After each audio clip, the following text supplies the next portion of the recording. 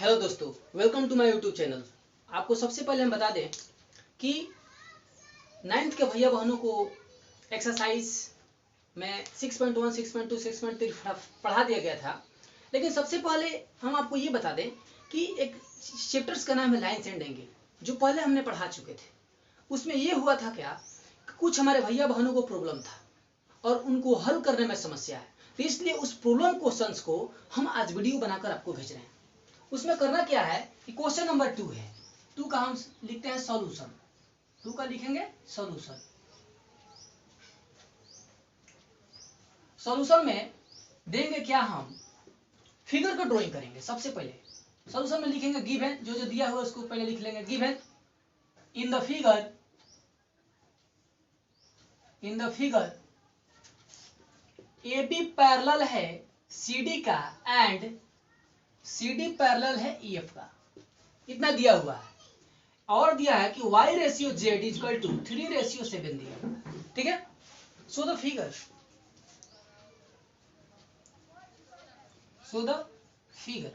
इस तरह से दिया हुआ है।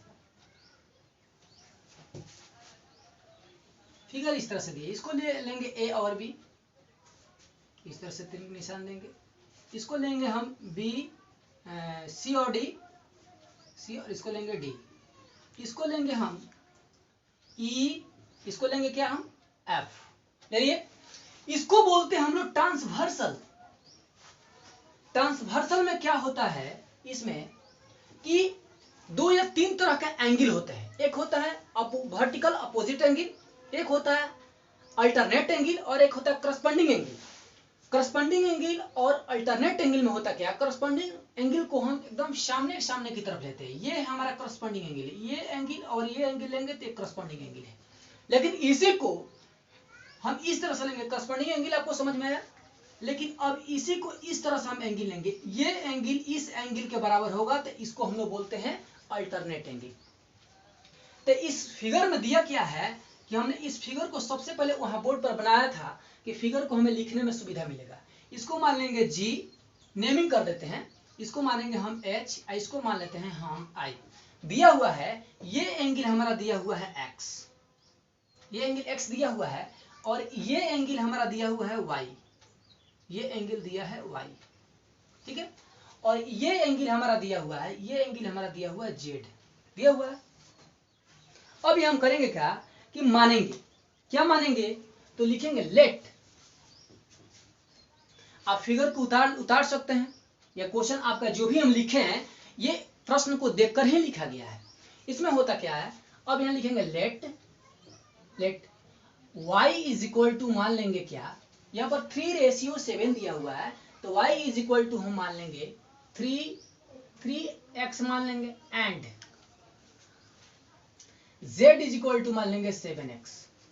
आप जानते हैं, वी नो दैट, हम जानते हैं, क्या जानते हैं कि two angles, sum of two angles is equal to 180 degree होता है।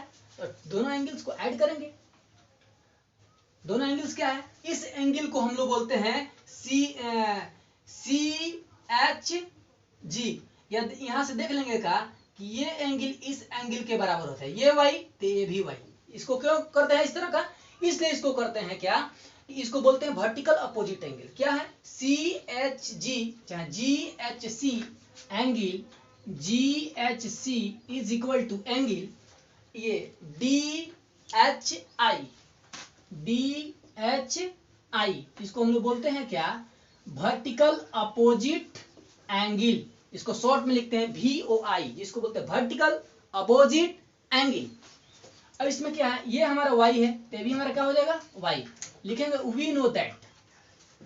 वी नो दैट, हम जानते हैं कि दोनों एंगल को ऐड करेंगे। कौन कौन से एंगल, ये एंगल और ये एंगल, इस बात को ध्यान रखेंगे।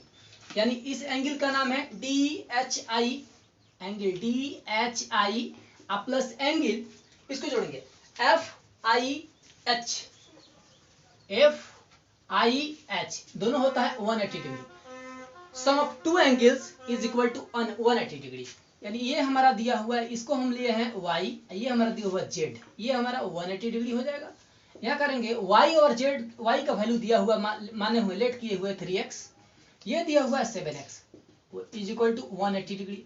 यानी ये हो जाएगा हमारा 7x और 3x को ऐड करेंगे तो हो जाएगा 10x 180 डिग्री, 0 0 कैंसिल हो जाएगा, x में 1 से गुना करेंगे x 18 डिग्री हो जाएगा। x का मान हमारा 18 डिग्री हो गया। लिखेंगे नाउ। अब क्या करेंगे का कि y बराबर क्या है हमारा 3x दिया हुआ है, तो y बराबर 3, x का जगह 8 रखेंगे, 18 रखेंगे, 18 से मल्टीप्लाई करेंगे, 18 3 जा 54 मल्टीप्लाई करेंगे 18 डिग्री हो जाएगा। एंड z क्या करेंगे बाबू, z बराबर करेंगे 7x, तो हो जाएगा 7 गुना x का वैल्यू कितना है हमारा, x का वैल्यू है 18 डिग्री, यानी 18 7 जा 126, z का मान 126 हो गया। अब क्या करते हैं, इस फिगर को हम मिटाते हैं। ये फिगर भी आपके प्रश्न में दिया हुआ है और ये जो गिवन में लिखा है भी प्रश्न में दिया हुआ है। जो इंपॉर्टेंट है ये, अब इसमें आपको करना क्या है, अब इसमें आपको यही करना है क्या, अब हमको फाइंड करना है x का। अगेन फिर x का वैल्यू निकालने के लिए क्या करेंगे, वी नो दैट देखिए क्या करते हैं, x और y को जोड़ देते हैं तो ये हो जाएगा 180 डिग्री। x क्या है, तो इस तरह का फिगर में x को हम लोग लेते हैं, इस तरह का फिगर जो दिया हुआ था, इस तरह से दिया हुआ था ट्रांसवर्सल में, तो यहाँ पर x दिया हुआ था x, इसको a और b बोलते हैं, इसको g बोलते हैं, ठीक है ना। फिगर में देखना पड़ेगा इस तरह से। हम जानते हैं क्या कि x प्लस वाई 180 डिग्री होता है, तो x का वैल्यू कुछ नहीं है, प्लस y हमारा निकला हुआ है, देख सकते हैं यहाँ स्मॉल y भी लिख सकते हैं, ठीक है। y दिया हुआ है, y हमारा दिया हुआ है 54 is equal to 180 degree, x is equal to 180 degree, plus में माइनस में हो जाएगा 54 degree, x is equal to subtract करेंगे तो 126, इसका भी वही होगा आंसर होगा। x हमको निकालना था, x का वैल्यू निकल गया। इसी तरह से लाइन्स एंड एंगल में बनता है प्रश्न। लाइन्स एंड एंगल में होता क्या है कि अक्सर बच्चों को एंगल के बारे में समझने में समस्या होती है। ये 3 या 4 एंगल होती है जो बहुत इंपॉर्टेंट होता है, जैसे कि एक है हमारा करस्पॉन्डिंग एंगल, दूसरा है अल्टरनेट एंगल, तीसरा है एक्सटीरियर एंगल, चौथा है वर्टिकल अपोजिट एंगल, पांचवा है इंटीरियर एंगल। तो ये सारे एंगल्स के बारे में आपको जानकारी होना चाहिए। ये सारे एंगल्स के बारे में हमने थ्योरी में लिख कर भेजा था, लेकिन फिर भी किसी एंगल में समस्या हो तो आप भेज सकते हैं अपनी प्रॉब्लम, उस प्रॉब्लम को आपके पास भेजा जाएगा। जैसे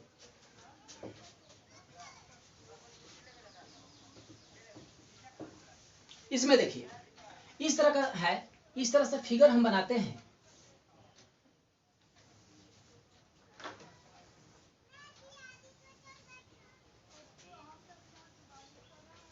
ये ए हो जाएगा, ये बी हो जाएगा, ये सी हो जाएगा, ये डी हो जाएगा।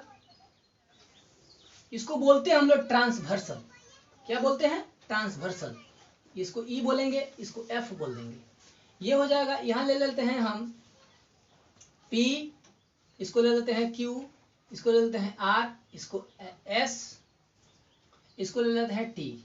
यहाँ 1 2 3 4 सॉरी ऐसे नहीं, 1 2 3 4 5 6 7 8 9 10 11 12 इस तरह से दिया हुआ है। इसी में हम समझेंगे करस्पॉन्डिंग एंगल, अल्टरनेट एंगल और वर्टिकल अपोजिट एंगल। देखिए क्या होता है इसी फिगर से। यहां कहेंगे, सबसे पहले हम कहेंगे आपसे corresponding angle, corresponding angles. Corresponding angles में होता क्या, देखिए एंगल 1 इस तरह से, एंगल 1 किसके बराबर होगा, एंगल 1 एंगल 5 के बराबर होगा। एंगल 2 बराबर होगा एंगल 6 का, और एंगल 3 बराबर होगा एंगल 7 का, और एंगल 4 बराबर होगा एंगल 8 का। ये एंगल इस एंगल के बराबर होगा, ये एंगल इस एंगल के बराबर होगा, ये एंगल इस एंगल के बराबर होगा, ये एंगल इस एंगल के बराबर होगा। सही है। तो अब हम चलते हैं क्या, करस्पॉन्डेंस एंगल हो गया। अब आपको समझना है क्या इसमें, अब आपको समझना है अल्टरनेट एंगल के बारे में। ठीक है, अब यहां लिखेंगे अल्टरनेट,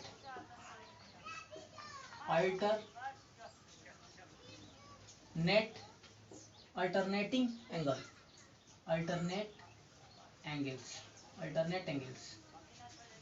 एंगल्स में होता क्या है, एंगल 1 किसके बराबर, देखिए ये एंगल 1 एंगल 6 के बराबर होगा। ठीक है ना, ये एंगल 1 एंगल 6 के बराबर होगा। एंगल 2 किसके बराबर होगा, ये एंगल इस एंगल के बराबर होगा, एंगल 5 के बराबर होगा। फिर देखेंगे ये एंगल 4 एंगल 7 के बराबर होगा, एंगल 4 एंगल 7 के बराबर होगा। और एंगल 3 बराबर होगा एंगल किसका, 8 का बराबर होगा। अगला हेडिंग है vertical opposite angle, vertical opposite angles. इसमें होता क्या है, वर्टिकल अपोजिट एंगल्स में एंगल 1 बराबर होगा ये एंगल, देखिएगा ध्यान से, ये एंगल इस एंगल के बराबर है, एंगल 1 एंगल 3 के बराबर, एंगल 1 एंगल 3 के बराबर, एंगल 2 एंगल 4 के बराबर, यानी ये एंगल बराबर होगा इस एंगल का। ठीक है, इस फिगर से आपको 3 एंगल के बारे में समझाया, 3 एंगल्स के बारे में समझाया गया। पहला आपको समझाया गया कॉरस्पॉन्डिंग एंगल्स, दूसरा अल्टरनेट एंगल्स, और तीसरा वर्टिकल अपोजिट एंगल। अगले बार हम अगले वीडियो लेकर आएंगे तो उसमें सभी प्रयास करेंगे, हमारा उम्मीद रहेगा कि सभी एंगलों के बारे में आपको चर्चा कर बताएं और उसको समझाएं, अच्छी तरह से समझाएं। धन्यवाद।